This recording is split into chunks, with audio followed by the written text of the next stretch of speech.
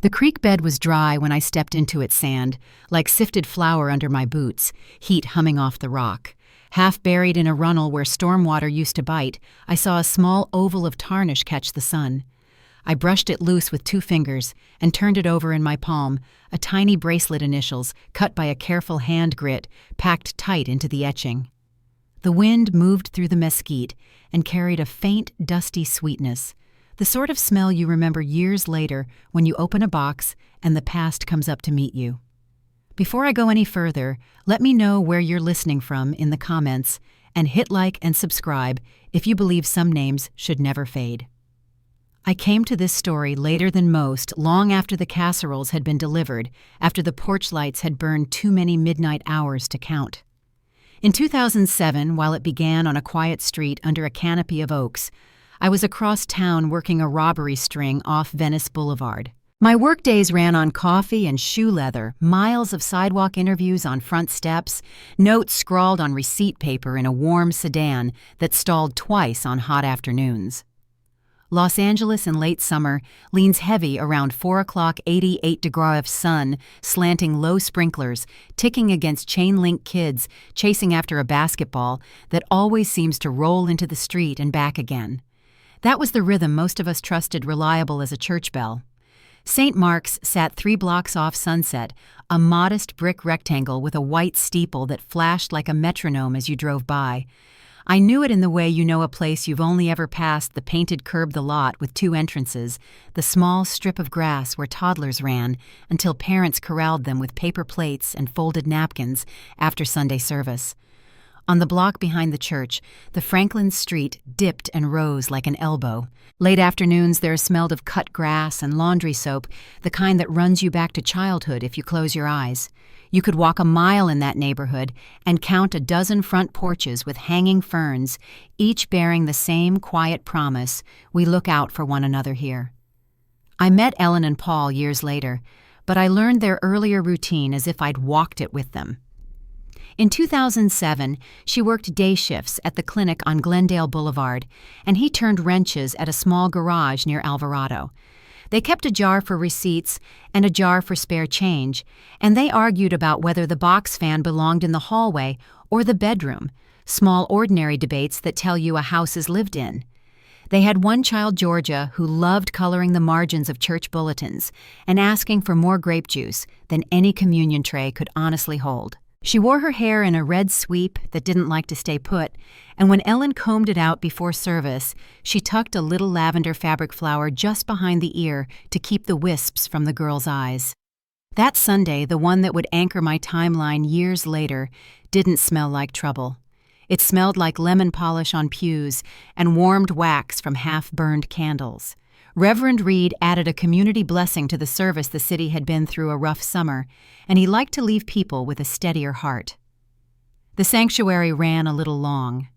Back then, if you waited in the entryway after the final hymn, you could hear 3 separate conversations spiral out at once, a laugh near the nursery, a hand on a shoulder in prayer near the side doors, and the orderly clatter of a metal cart as volunteers wheeled it out toward the lot for coffee and cookies. I can close my eyes and see it even now, assembled from statements and my own time standing there, later the parking lot swallowing sound, the tar still warm, a strip of shade along the north edge where folks parked when they didn't want their dashboard to scald their palms.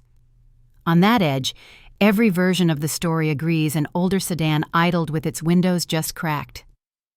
Clara Hensley, in a blue cardigan and sensible shoes, noticed the way the engine ticked. She couldn't have told you why then, only that the sound didn't match the faces she knew. Back at the Franklin house, George's room was a field of soft color, handmade paper. Butterflies, a poster for the school book fair shoelaces, tied into loops she called pretend jump ropes. On the dresser, a little jewelry box that played a tinny tune when you opened it. She was 8, and at 8 you belonged to the Close World car seat. Buckles, lunch boxes that smell like peanut butter, the feel of your mother's hand pushing hair from your forehead, and the steady pressure of your father's palm on your shoulder when he tells you it's time to go. Paul had promised he'd try to make the service after a late morning at the garage, but a brake job ran long, and a delivery showed up light, and the shop clock doesn't pause for anyone's Sunday.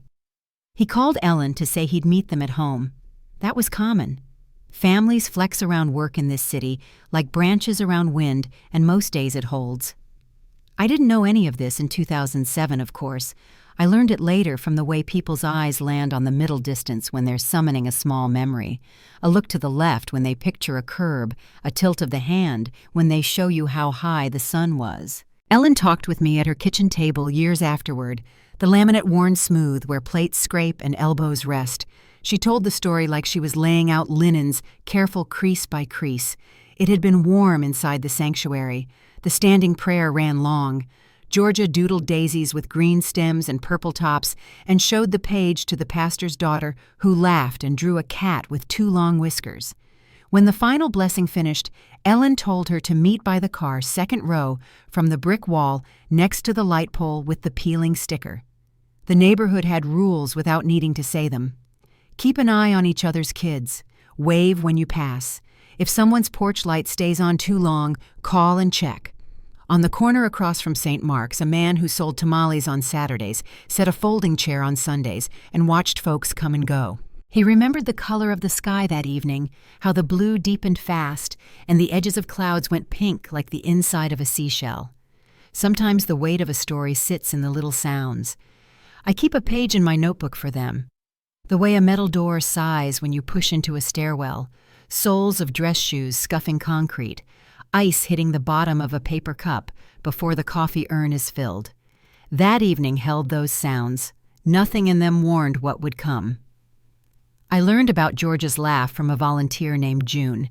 She laughed from the middle, June said, pressing her palm lightly to her sternum like she could coax the memory out. Not a squeal, more like a hiccup that turned into a giggle. She recalled a breeze that lifted the flower in Georgia's hair so it trembled like the real plant it was named for. That little bloom, June said, and stopped, and I didn't write the next few seconds on purpose, because silence is part of the truth too. On cases like this, the world before matters, because it tells you what the hole looked like when it was full. In my line of work, people think we live in the hard edges, the tape, the sirens, the interviews that lean forward. But most of what I carry are porches, kitchen sinks, pencil boxes, the habit of leaving shoes by the door. In 2007, I imagine Ellen locking the house that morning, dropping her keys into her purse with that small metal click that tells you you're ready for the day. I imagine Paul wiping his hands with a rag and tucking the rag into his back pocket, like always. I imagine Georgia tapping each step on her way out the door because it made the sound she liked. St. Mark's is a short walk from where the Franklins parked most Sundays. The sidewalk on that stretch lifts in one place where a root has pushed it. When I first walked it years later, my toe caught, and I had to steady myself on the fence. I stood there, palm on warm metal, and thought about the kind of confidence families wear on familiar ground. It isn't bravado. It's the relief of being known your name, your laugh, your car with the door ding on the passenger side. When people say safe, that's what they mean. I met Reverend Reed after evening vespers one fall. The church longer in shadow the steeple, now a cutout against a blue that slips early into dark. He spoke quietly like sound got swallowed by the brick if you weren't careful. I've replayed that day, he said, counted how many times I shook hands where I looked, who I hugged. He had a way of looking down and to the right when he reached for a detail. That's how he retrieved the memory of the metal cart rattling toward the lot, the sound traveling faster than the volunteers pushing it. He remembered the way sunlight laid itself across the back row of cars. He remembered a smell of motor oil that didn't match any of his parishioners. I don't believe in premonitions. I believe in thin places, little shifts in the air where routine falters by a single beat, and you don't know why you noticed, but you did. That Sunday had one of those. A phone call that didn't go through the first time. A delay that wasn't long, but felt a hair too long. A sedan, sitting just outside the usual pattern, angled toward the exit, as if the driver wanted one less motion when it was time to leave. When I think back on the world before, what stays with me is the ordinary choreography.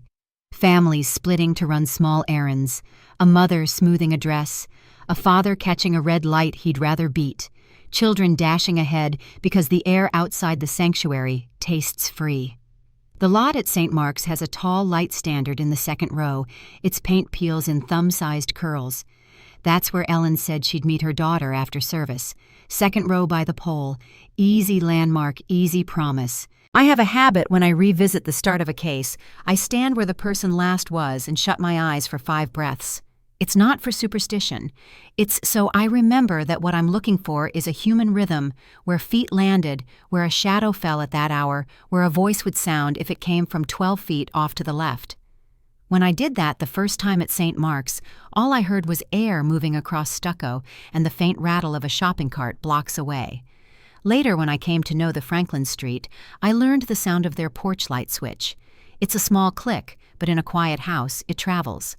I picture Ellen leaning over the railing to check how much gas sits in the car's gauge, not because she's going anywhere else that night, but because people like to tie up loose ends before bed.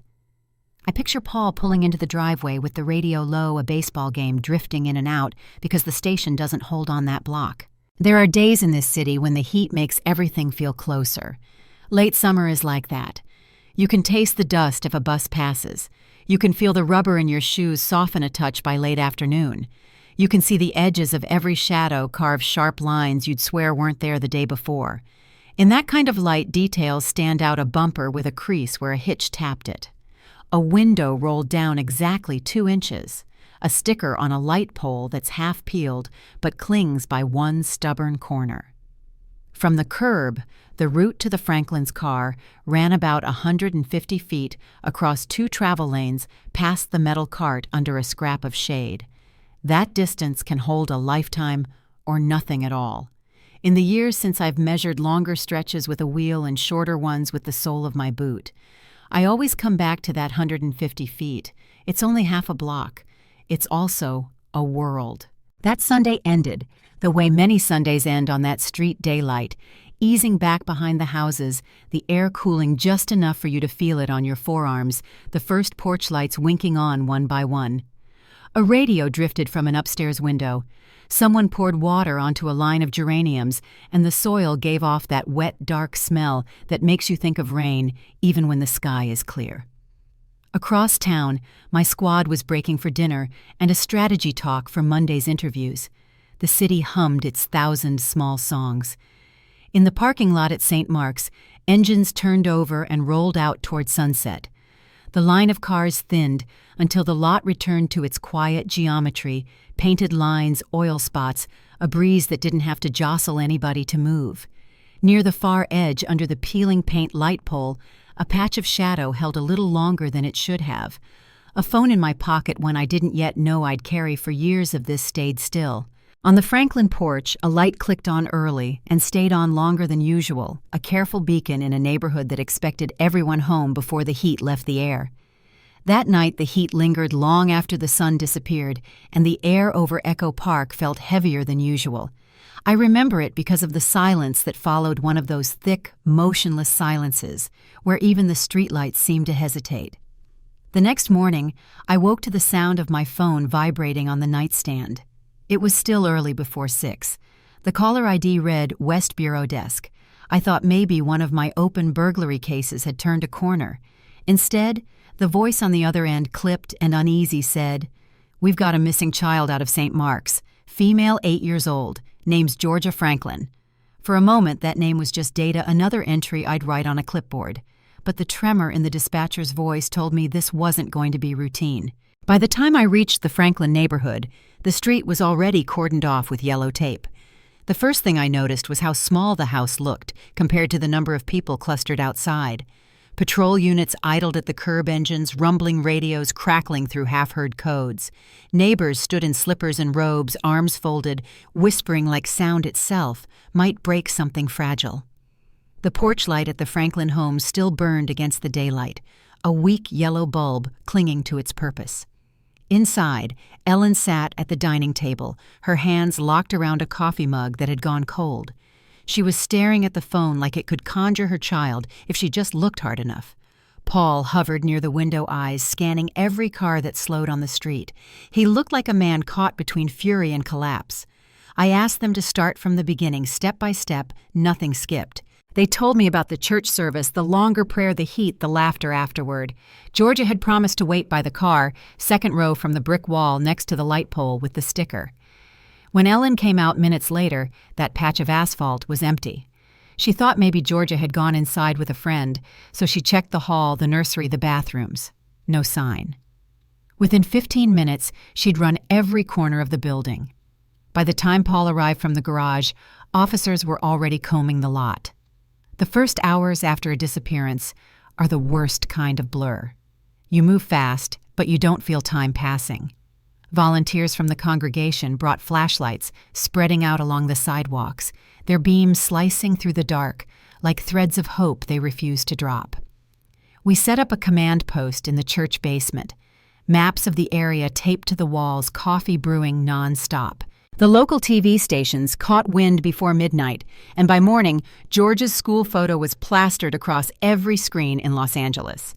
I spent that first day walking the perimeter 2 blocks north, 3 south, marking sight lines and distances. The lot at St. Mark's was bordered by a chain-link fence on one side and a row of oleander bushes on the other. Near the far corner behind a low wall, tire tracks cut into soft dirt. Fresh ones. I crouched there brushing the soil with a gloved hand. You could still see the tread pattern, distinct, uneven, a bald patch along the outer edge of the left rear tire. That's the kind of thing you photograph before the next gust erases it. We pulled partial impressions and logged them. Later, Mrs. Hensley, the neighbor with the blue cardigan, confirmed what she'd seen, a dark sedan idling near that corner engine running no one she recognized behind the wheel. The search widened hour by hour. K-9 units swept the nearby park. Helicopters hovered low enough to rattle window panes.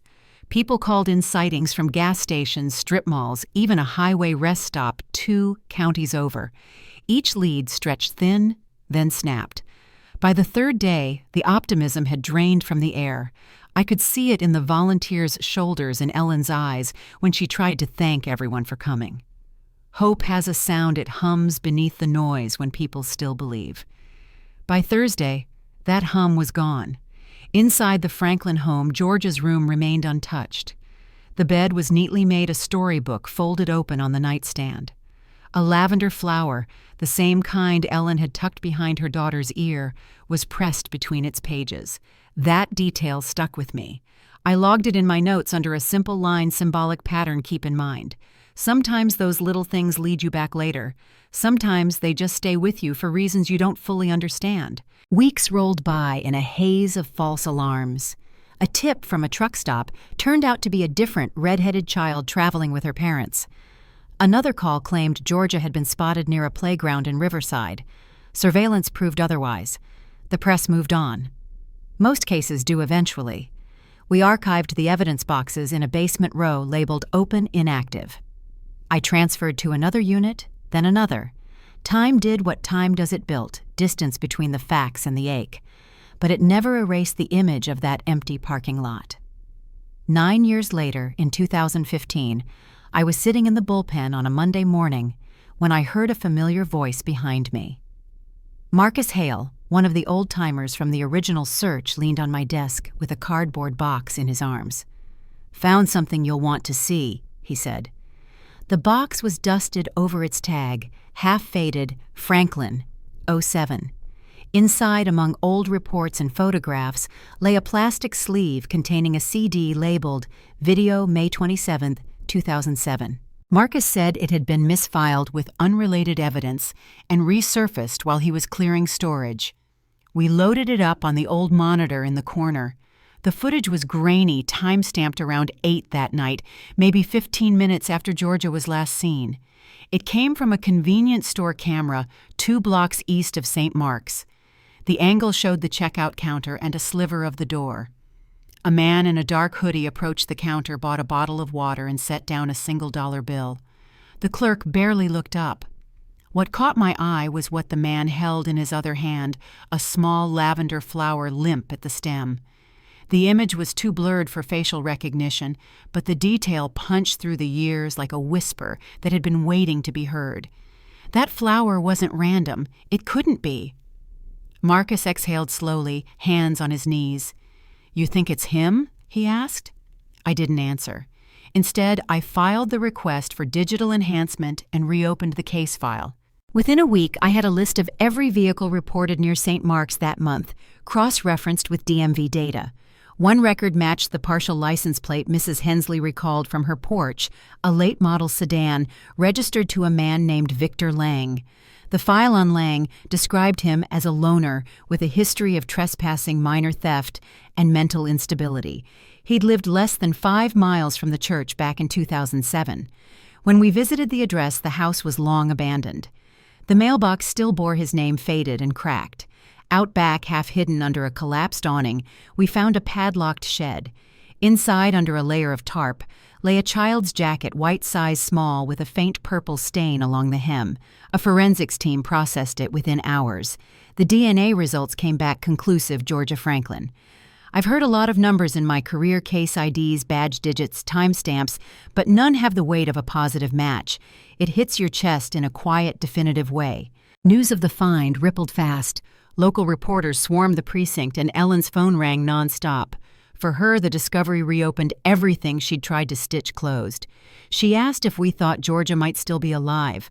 I told her the truth we always tell when the answer isn't known. We're following every lead. That's all you can promise without lying. We traced Lang's trail through old rental records, gas receipts, and credit card charges. The path led east across state lines into Nevada. He'd paid cash at a few motels, left no digital footprint, vanished again. But disappearance leaves residue if you know where to look. A truck driver came forward, saying he'd picked up a hitchhiker outside Reno in 2014, a man with a burn scar along his neck who talked in broken sentences about a kid he couldn't save. The driver thought he was drunk, dropped him near Bakersfield, and forgot about it until he saw Lang's photo on the news. That clue narrowed the search. We checked transient record shelters and county jails in that corridor. Finally, in early 2016, a motel clerk in Bakersfield confirmed seeing someone who matched Lang's description, renting a room for cash. Surveillance from the front desk showed the same hollow-faced man, older, now limping slightly, the scar unmistakable. I remember watching that footage with the same stillness I'd felt 9 years earlier when I looked at the church parking lot, like the world had folded in on a single point of recognition.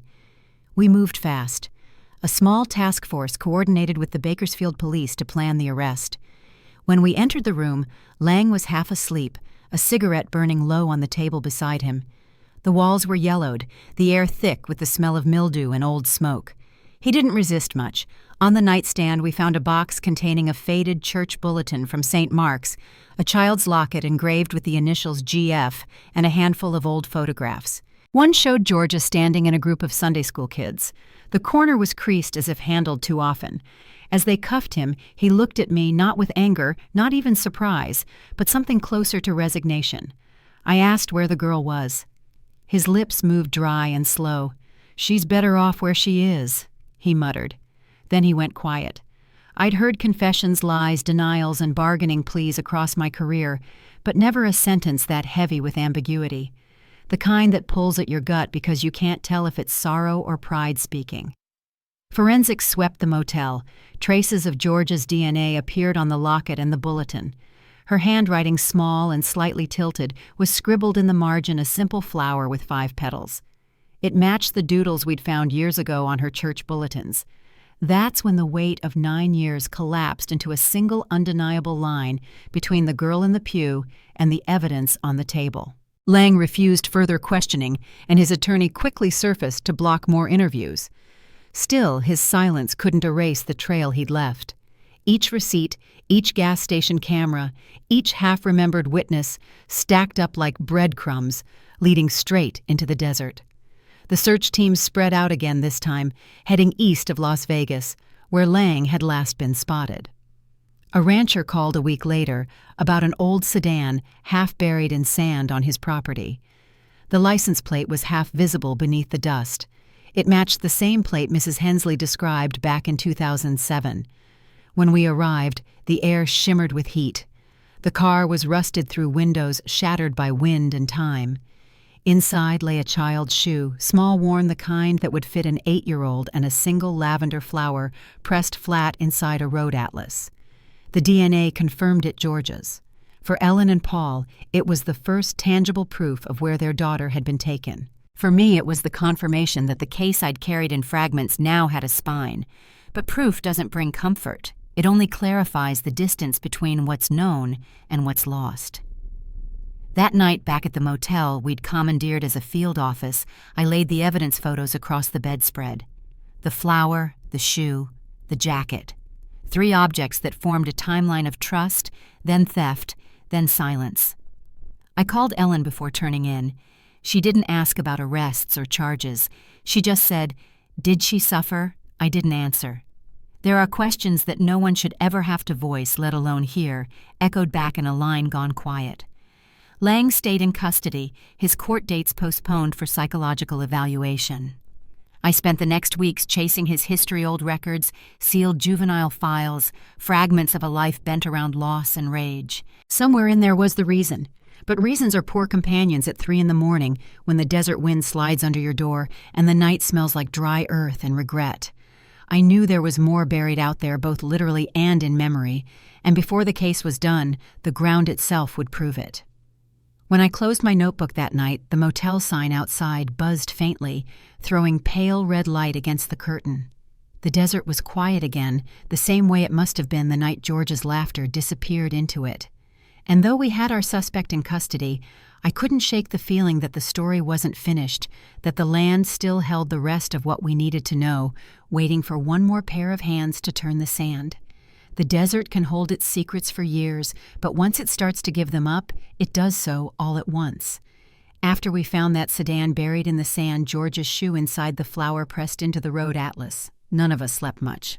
We spent 3 days combing the surrounding property, every inch of it shifting beneath our boots, the air dry enough to sting the back of the throat. I remember watching the wind drag ribbons of dust across the ground like something alive. It wasn't dramatic the way people picture an investigation. No shouting, no cinematic breakthroughs, just steady work under a punishing sky. By the 4th day, the heat hit 108, and our water jugs went warm in the shade. The only sound came from the hum of generators powering the portable tents where forensics sorted what we found. Each item went into a clear bag, tagged photographed, then lined up on a folding table that sagged in the middle. Evidence always looks smaller when it's been cataloged. That little shoe especially, it barely weighed a thing, yet it carried more truth than 1,000 statements ever could. Lang refused to speak to anyone but his attorney, and even then, his words came out scattered. He'd been a drifter most of his adult life, moving from one odd job to another, always just close enough to society to seem harmless. His juvenile record had been sealed, but whispers reached us through unofficial channels, an arson case in the mid-90s, a fire that killed his younger sister. The scar down his neck wasn't from a fight like he'd once told a parole officer, it was from that fire. I kept wondering if the past had set the pattern for what he'd done to Georgia, if he was trying to rewrite something he could never undo. The psychologist assigned to the case called it replacement pathology. I just called it heartbreak twisted sideways. The case stretched from Los Angeles into Nevada, then out toward Utah, because every time we thought we'd hit the end of Lang's trail, another small clue surfaced. A diner waitress remembered a quiet man traveling with a little girl who had red hair. She'd drawn her something on a napkin, a cat maybe, and the man had folded it carefully into his pocket before they left. When I showed her a photo of Lang, she pressed her lips together and said, "That's him. I remember the eyes." A truck stop clerk in Arizona recalled seeing a child matching George's description asleep in the back seat of a worn sedan while a man paid for gas. It was always the same car. Always that dented bumper. The same car now half-eaten by sand. Each account pushed us closer to confirming what we feared, that Georgia had lived for some time after she was taken. You'd think solving a case means the story begins to close, but in reality, it opens wider. The more you uncover, the more you understand how much is missing. Every day brought a new sliver of information, a receipt, a photograph, a witness who remembered something small, and each one added weight to a truth I didn't want to carry. I'd sit in the motel at night with my case notes spread across the bed and listen to the desert insects tapping against the screen. That rhythm became a kind of metronome for my thoughts, marking the pace of something I couldn't stop replaying. One evening after reviewing Lang's old file again, I noticed a connection I hadn't caught before. He'd once attended a community outreach meeting hosted by St. Mark's years before Georgia was born. The records were incomplete, but his name was on the list written in shaky handwriting. The pastor at the time, Reverend Thomas Reed, had led those sessions for people struggling with addiction or loss. I drove back to Los Angeles to speak with him. Reverend Reed's office smelled of lemon polish and old hymnals. He still kept a photograph of the congregation from 2005 on the wall. Pointing to a blurred figure in the back row, he said quietly, "That's Victor Lang. He came for help." But something in him, it wasn't just sorrow, it was anger that had nowhere to go. The Reverend told me he'd stopped coming after a few sessions, once Reed suggested psychiatric counseling. Lang had left mid-prayer and never returned.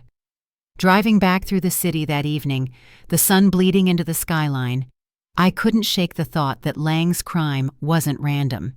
He hadn't just found Georgia, he'd chosen her. The church, the trust of that community, it all lined up with something personal, something old.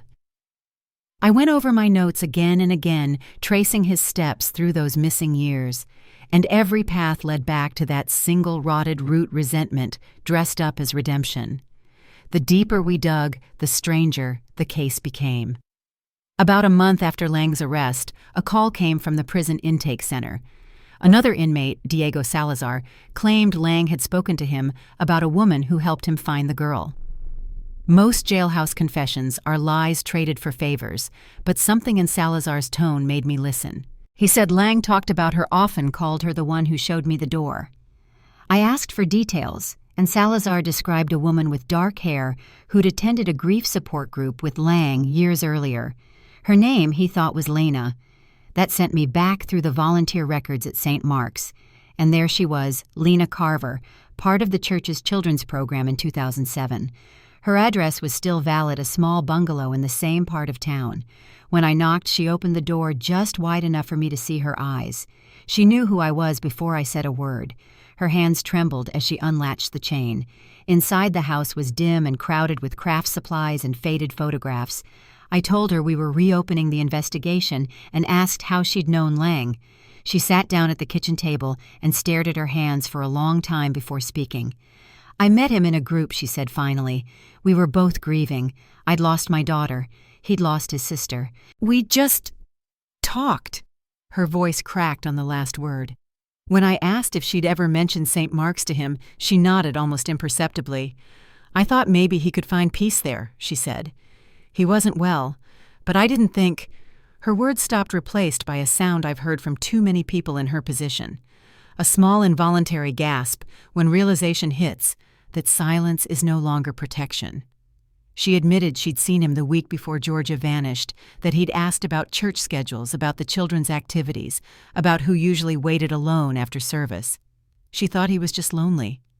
After the abduction, she'd panicked, destroyed her notes, and never came forward. "I didn't help him take her," she whispered, "but I let him there. I believed her at least enough to know guilt can punish harder than any judge. Still, the law doesn't bend for regret. We brought her in on accessory charges, and the community that had once embraced her turned cold overnight. Watching her leave her house in handcuffs, I felt no satisfaction, just a grim understanding of how many lives a single act can ruin. Ellen called me that evening, her voice thin with exhaustion. She wanted to know who Lena was, how she fit into the story. I told her what I could, careful not to add weight where it already pressed too hard. "It's never just one person," I said. "There's always someone holding the door open." As the trial neared, the case files thickened with transcripts and statements. Lang's defense argued diminished capacity, painting him as a broken man shaped by tragedy. Lena's lawyer leaned on remorse, calling her a grieving mother who'd made a terrible mistake. I sat through those hearings with my notebook open, but empty. Sometimes writing isn't about recording, it's about having somewhere to put your hands when you can't do anything else. The public wanted neat lines, heroes, and villains, but this case refused that kind of order. Lang confessed eventually, though confession feels too clean a word. He wept through it, saying he never meant to hurt the girl, that she got sick, and he panicked. The desert heat, the isolation, he'd buried her because he couldn't face what he'd done. I've heard people say evil announces itself loudly, but in my experience, it usually whispers, apologizes, and calls itself misunderstood. His tears didn't move me. I'd seen too much of what they cost. After court one evening, I drove back through the old Franklin neighborhood. The oaks were taller now, the houses a little more worn. Someone had repainted the church, and new children played on the steps. I parked near the spot where Ellen once told me she waited for her daughter that night. The light pole still bore the remnants of that old sticker, faded and peeling, but it was there. The air smelled faintly of cut grass. It struck me then how time keeps moving even in the places where memory has stopped. I sat there for a long while before heading home, watching the street settle into dusk. Cases like this don't end when the verdicts come in. They just shift shape, become something you carry differently. For me, it was the bracelet found in the desert, the flower pressed into paper, the sound of Ellen's voice each time she said her daughter's name. For her, it was a lifetime of mornings without that laughter in the house. In the weeks after the convictions, I boxed up the evidence for storage, labeling it with clean, careful handwriting. Lang's name, Georgia's, the dates. I thought about how fragile justice is, how it never restores what was lost, only names it. When I closed that box, I noticed a small smear of lavender dust on the table pollen from the pressed flower that had traveled with the road atlas. I brushed it away, but a faint trace stayed on my fingertips. It was the color of dusk in the desert, the kind that fades before you realize it's gone. That night, the office went quiet after everyone left. I sat alone, the hum of the air conditioner breaking the silence, and looked at the map pinned to the wall. Red lines crisscrossed 3 states, marking where the search had taken us. At the edge, near a stretch of dry creek bed, someone, probably one of the field techs, had drawn a tiny X in pencil. I didn't remember authorizing a dig there. The note beside it was smudged but legible. Possible site partial remains, verification pending. The message was dated that same afternoon. My stomach tightened. It meant the desert still had one more story to tell, and before we closed this case for good, I'd have to go back out there, back to where the heat shimmered, and the ground whispered what we hadn't yet heard. The X on that map sat like a heartbeat on the wall, faint pencil lines that meant the desert wasn't finished with us yet. I drove out before sunrise the next morning, the kind of gray dawn where the world feels muted, as if it's waiting for permission to wake up. The road stretched flat for miles, broken only by power lines that leaned with age. When I reached the site, the team was already there, crime scene tape fluttering in the wind, the trucks pulled into a rough circle for shade. The desert at that hour was still cool, maybe 70 degrees, but you could already feel the heat building under the sand ready to rise. A volunteer named Lila Carter had found it the afternoon before, just a glint in a dry creek bed. When she bent down, she'd seen metal half-buried, something small silver engraved. It turned out to be a bracelet, the same one Ellen had described all those years ago, GF etched in tiny letters, the clasp worn smooth. I stood beside the technician as he lifted it with gloved hands, brushing away the sand. For a long moment, no one spoke. There's a stillness that settles over a dig site when everyone knows what's about to surface. It isn't dramatic. It's quiet, almost reverent, like the land itself is taking a breath before it lets go of a secret. We found the remains about 3 feet below the surface, bones fragile from years of exposure, small enough to fit into the cradle of my 2 palms.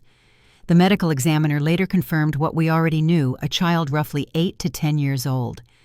The surrounding soil told the rest of the story, shallow burial likely done in haste. It had been 9 years since she disappeared, but in that moment, it felt like the clock stopped exactly where it began. When I called Ellen, she didn't cry. She just asked, "Where?" and I told her. Hours later, she and Paul arrived at the site.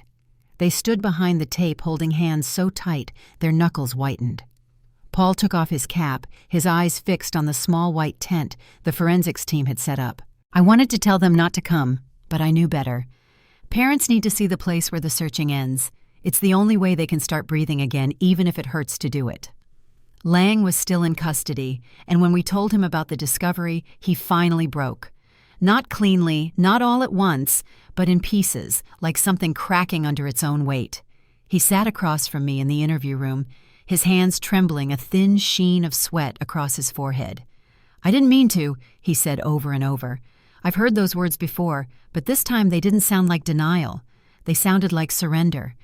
He talked about the desert heat, about Georgia getting sick, about panic. He said he'd tried to care for her, but when she stopped moving, he buried her with his hands. She looked like she was sleeping, he whispered. Then he covered his face, and for the first time in my career, I didn't feel anger in the room, just emptiness. We confirmed the DNA within a week. The news spread fast, and the city reacted like a wound reopened.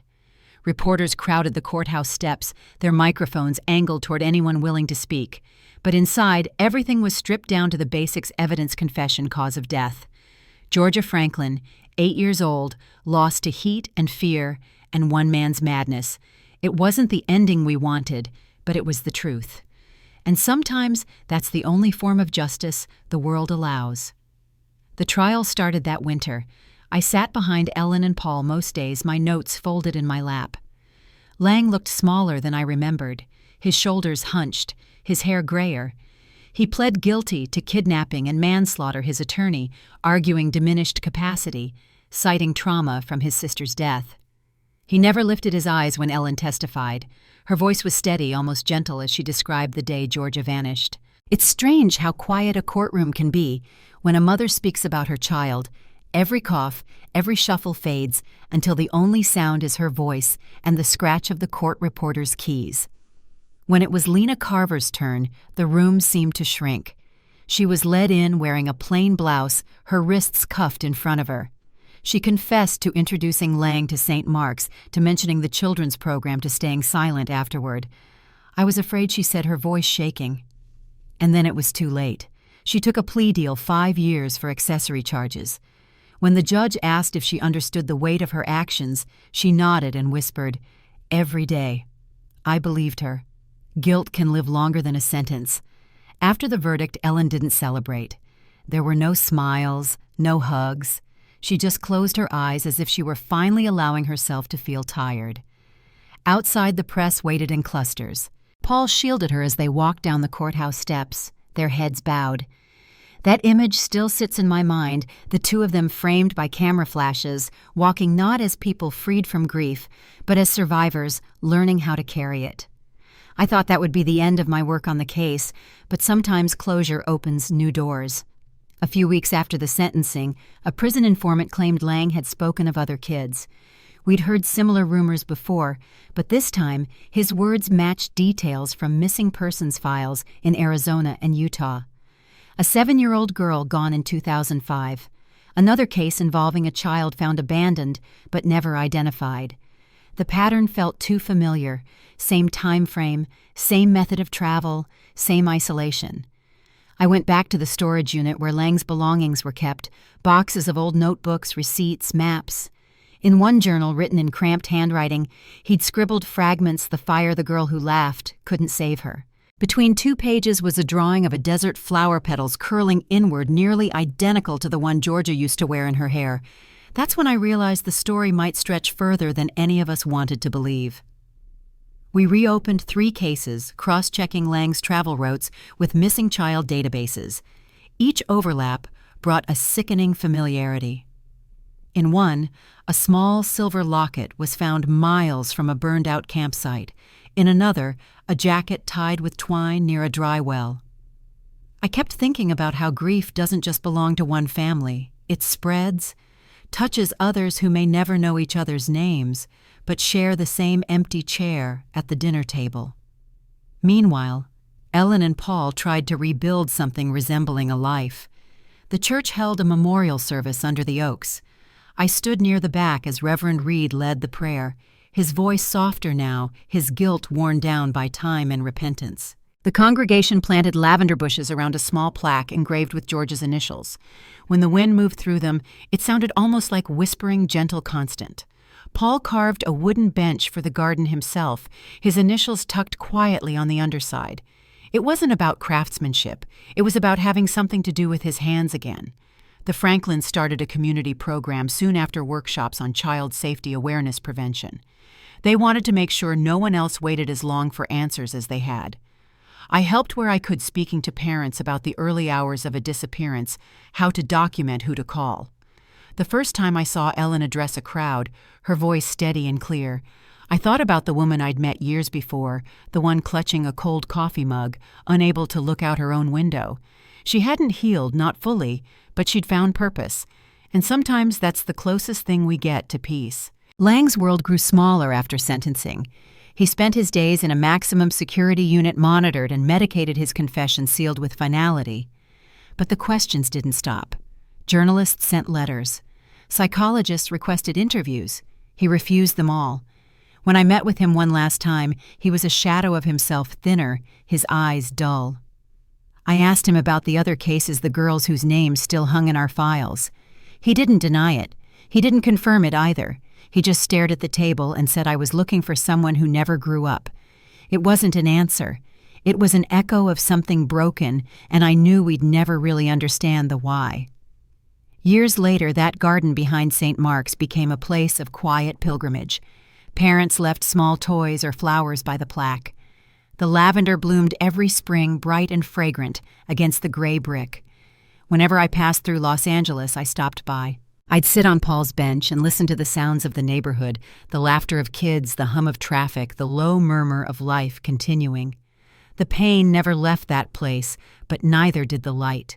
One evening, as the sun dipped low, Ellen joined me there. She carried a box of laminated flyers, George's missing posters, now carefully preserved. "We keep them for training," she said, smiling faintly, "so people remember what to look for." We sat in silence for a while. The scent of lavender hung thick in the air. When she finally spoke again, her voice was soft. "I used to think finding her would end the hurt," she said. "But it doesn't. It just changes shape." I nodded because I knew exactly what she meant. Every investigator who stays in this line of work long enough learns that truth, the cases end, but the echoes don't. They follow you home into the quiet moments, into the spaces where you thought you'd left them behind. As the light faded, Ellen stood and touched the plaque gently. "She's here," she said, "and she's everywhere else we make someone safer."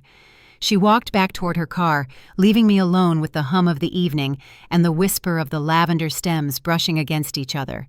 I looked out across the lot, where the church lights flickered on, one by one, and felt the same stillness that had started it all.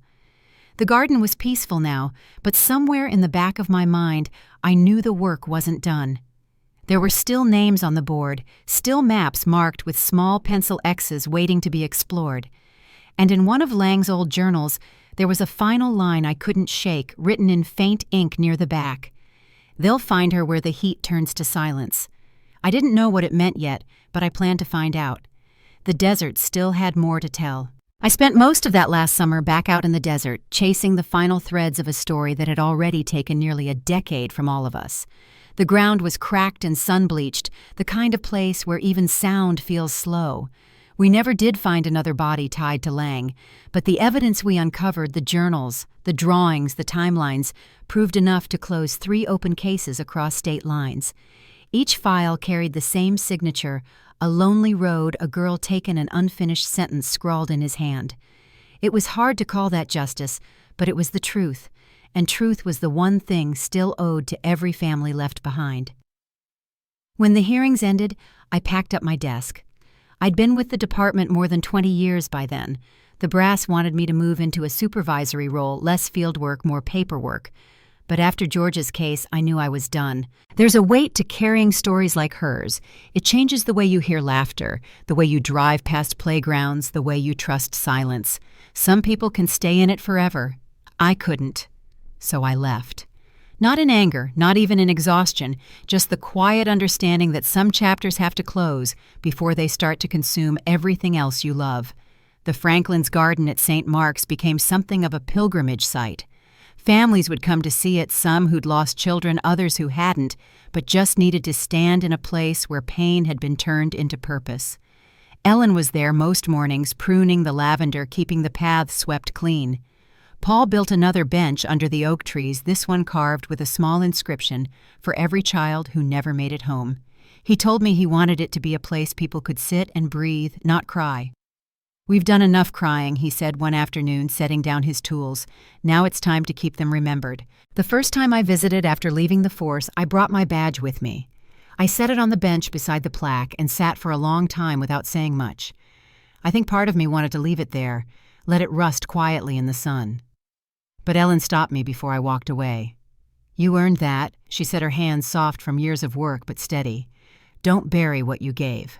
So I took it back, slipped it into my pocket, and kept walking. Sometimes you don't need to let go completely, you just have to carry things differently. Lang died 3 years into his sentence, a heart attack in the early morning hours.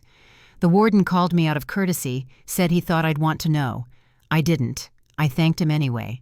When I told Ellen later that week, she just nodded. "Then it's finished," she said. And maybe it was, but closure is a word people use when they can't stand to admit how open things really stay. You can bury a man, you can plant a garden, you can even rebuild a life, but memory doesn't fade on command. It lingers soft and persistent like a hum in the back of the mind. The lavender garden grew each year. The church expanded it into a full memorial park funded by donations that poured in after the documentary aired. Georgia's Echo, they called it. The film wasn't about the crime. It was about what followed the aftermath, the rebuilding, the slow turn toward something resembling peace. Watching it the first time I saw my younger self on screen, sitting behind a cluttered desk, talking about tire tracks and evidence boxes. But what struck me most wasn't my own face. It was the footage of Ellen, in that same chair years later, explaining what she'd learned. You can't rebuild what was she said. You build something beside it, something that lets the memory breathe. Those words stayed with me. I started volunteering with a nonprofit that trains rural departments in handling missing child cases, how to secure a scene, how to preserve evidence, how to talk to parents who are living the worst moment of their lives. It's not the kind of work that makes headlines, but it's the kind that matters most. Every time I teach a session, I mention Georgia's name. I don't tell the whole story, just that she was real and she mattered. Because that's what justice becomes after the paperwork ends a promise that someone will keep saying their names out loud. The Reverend passed away 2 winters ago. Before he died, he asked to meet at the garden one last time. He told me he still replayed that Sunday in his head, all the faces he'd seen, the ones he hadn't. You know, he said for years I thought faith meant trusting that God would stop bad things from happening. Now I think it just means believing that love can outlast them. I didn't know what to say, so I just sat there with him, the lavender bending in the breeze, both of us watching the sun sink behind the church roof. Sometimes I wonder what Georgia would have been like if she'd grown up, what kind of woman she might have become, where her laughter would have landed in the world. Maybe a teacher, maybe an artist, maybe just someone who kept flowers in her hair because they reminded her of home. You can't dwell on those thoughts too long or they'll break you, but you also can't shut them out completely. They're what remind you that behind every case file is a heartbeat that once existed. The community around St. Mark's changed after everything that happened. Parents walked their kids to the car instead of waving from the doorway. Neighbors learned each other's names again. The church started safety workshops twice a year, and local police made sure every missing person report from that zip code went straight to the top of the pile. That's how healing often looks. Not grand gestures, just quiet vigilance passed from one person to the next. A few months ago, I visited the site of the original search in the desert. It's almost unrecognizable now, the creek bed filled in by storms, the old markers gone. I parked where the road ends and walked out to where the ground rises in a shallow ridge. The silence out there feels different these days. Not heavy like before, not haunted, just still. I knelt and ran a hand through the sand the way I did the morning we found her bracelet. The air smelled faintly of rain coming in from the west, and for the first time, I didn't feel anger or grief. Just gratitude that we found her, that her parents could stop looking into the dark and wondering. I keep a small photo of Georgia on my desk at home now. It's not an official police photo, not the one from the case files. It's a copy of one Ellen gave me after the trial, a picture taken at a church picnic. Georgia laughing with her head tilted back, sunlight catching her hair. Every time I glance at it, I'm reminded why I stayed in this line of work as long as I did, and why I finally had to step away. You can only look at that much innocence stolen, and still keep believing in the world if you make yourself part of the mending. These days, when people ask me about the hardest case I ever worked, I tell them it wasn't the most violent or the most complicated, it was this one, because it showed me the limits of what we can fix and the depth of what we can carry. It taught me that justice isn't a finish line. It's a series of choices made every day to remember instead of forget. When I left the garden last week, Ellen hugged me goodbye. The sun was low, painting the leaves gold, and the air smelled like warm earth. She pressed a small sprig of lavender into my hand and said, "Keep it close. It helps on the hard days."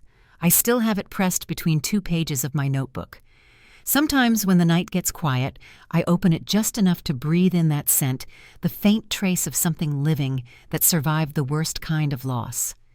If this story stayed with you, share it not for views, but so no one's name gets lost to the dark.